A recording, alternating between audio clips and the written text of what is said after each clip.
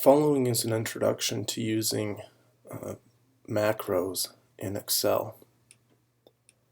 The first thing that we need to do is make sure that we have macros enabled. What you'll want to look for is the developer toolbar. So we have a number of toolbars accessible in Excel, and we see the developer toolbar.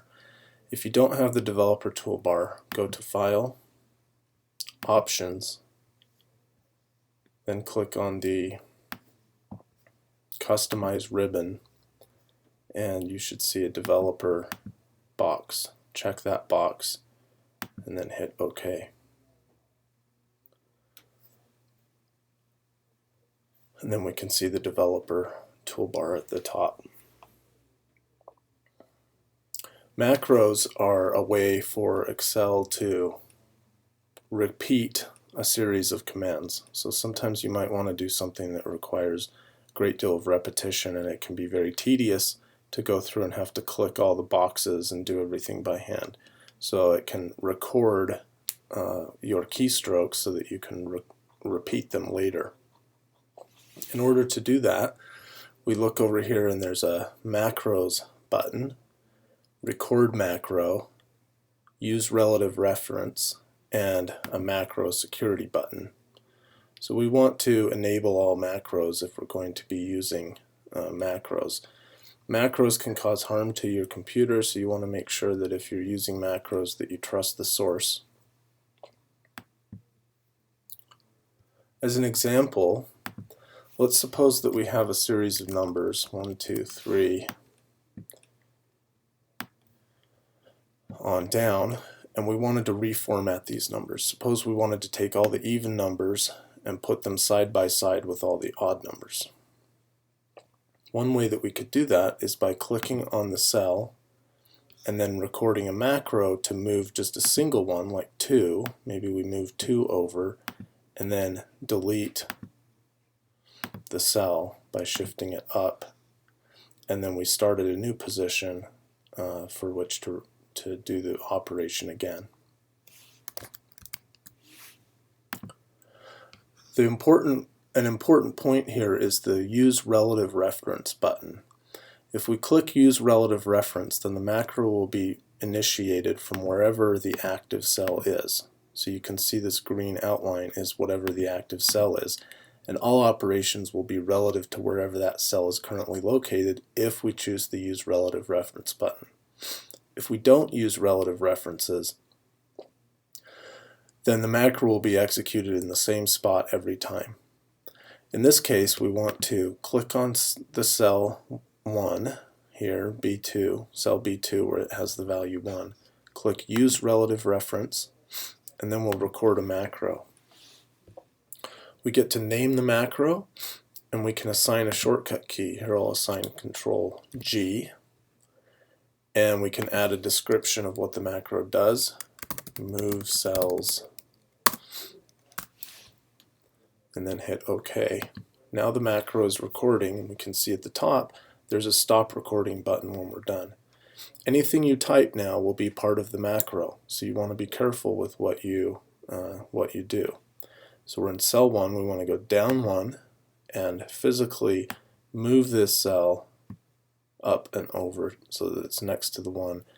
Then go back and delete, right click, delete, shift cells up, and then we leave the cursor where we want to start next time. So we want to start with 3. Next time we run the macro, it will move the 4 up and then delete the cell 4. So we're finished recording. We can hit stop recording.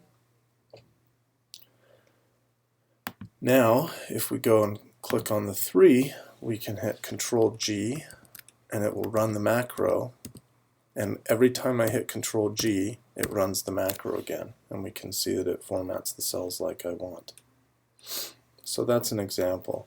Another example, suppose we just wanted to format the cells, and we have a number like 83144.4, like the ideal gas, the universal gas constant in SI units with kilomoles. So this would be kilomoles per meter cubed per Kelvin. Then we can format this, suppose we want to format in scientific notation, but we want to, rather than always having to go right click, format the cells, scientific notation, tell it how many decimal points we want. Okay, that's fine if we're doing it once, but if we want to do that a lot of times, then it's convenient to have a shortcut key for that. So we can go over to, again, we have use relative reference because we want to format the cell where we're currently selected, not always E5. So we'll go over to record a macro. Maybe it's called macro 2. I'm going to call this Control-Shift-S. Control-Shift-S for capital scientific. Make scientific with 4 decimals. Okay. And so then we format the cell, right click, format cells, scientific, 4 decimals.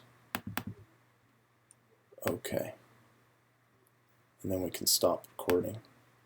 Then if we have any data, equals rand, just add some random numbers. And we can click on our shortcut key, in this case Control-Shift-G, Control-Shift-S, and it will make it scientific, just like we wanted.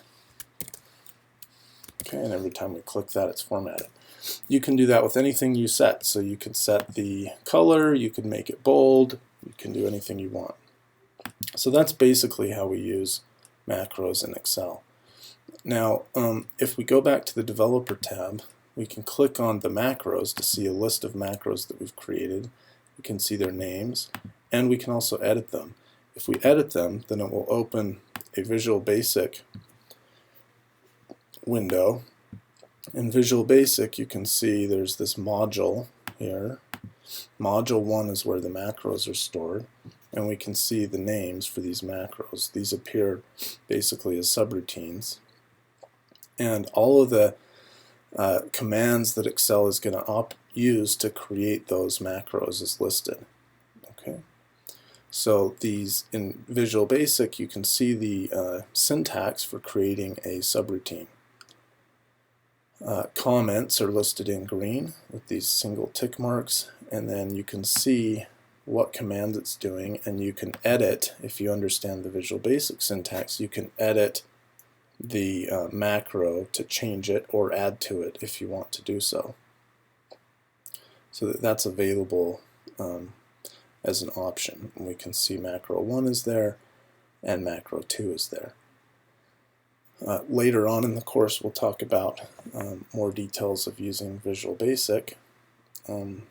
We can toggle this Visual Basic window using the F11 command. So if you click Alt or Option F11, in this case it would be Alt F11, then it will toggle the Visual Basic window on or off. Or you can just hit the Visual Basic button and you can get into Visual Basic, which is where the macros are edited. As another option, we can, if we go to the Developer tab, we can associate a button with a macro. So if we don't want to set the macro associated with a shortcut key, we can assign it to a button on Excel. We do that by hitting the Insert, and then there's a whole bunch of things you can insert, but here we'll insert a button. And then we can draw the button on the page, and we can associate the button with a macro. So here I'll assign the button with macro 2 and click OK. And then if I right click on the button, I can edit the text, make sci for scientific notation.